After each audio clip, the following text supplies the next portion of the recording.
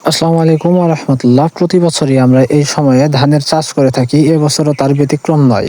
এবছর আমরা আমাদের মোট ২টি জমিতে ধানের চারা রোপণ করব ইনশাআল্লাহ। সেই পরিপ্রেক্ষিতে গত ২ দিন ধরে আমরা আমাদের ধানের জমি প্রস্তুত করে চলেছি।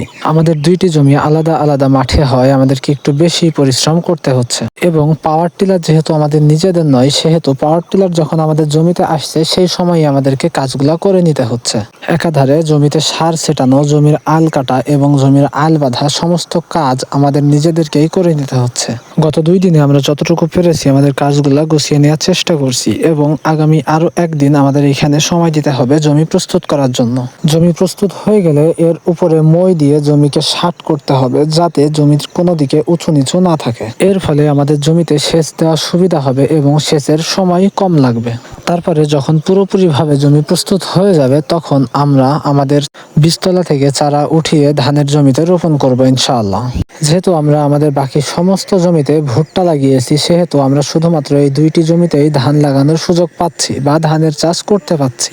এবার আমরা রড সুপার নামের একটি হাইব্রিড জাতের ধান রোপণ করব ইনশাআল্লাহ, যার জন্য আমরা আগে থেকেই ধানের চারা দিয়ে রাখছি। যদিও এবার আমাদের এলাকায় অতিরিক্ত কুয়াশা থাকার কারণে আমাদের ধানের চারা খুব একটা ভালো হয় নাই, তবুও আমাদের নিজেদের দেওয়া চারাই আমাদেরকে লাগাতে হবে, কারণ যার যতটুকু প্রয়োজন সে ঠিক ততটুকুই চারা দিয়েছে। সবাই আমাদের কৃষিকাজ এবং এগ্রো ফার্মের জন্য দোয়া করবেন এবং আমাদের চ্যানেল বা পেজে নতুন হয়ে থাকলে আমাদেরকে সাপোর্ট দিবেন। ধন্যবাদ সবাইকে। আসসালামু আলাইকুম ওয়া রাহমাতুল্লাহ।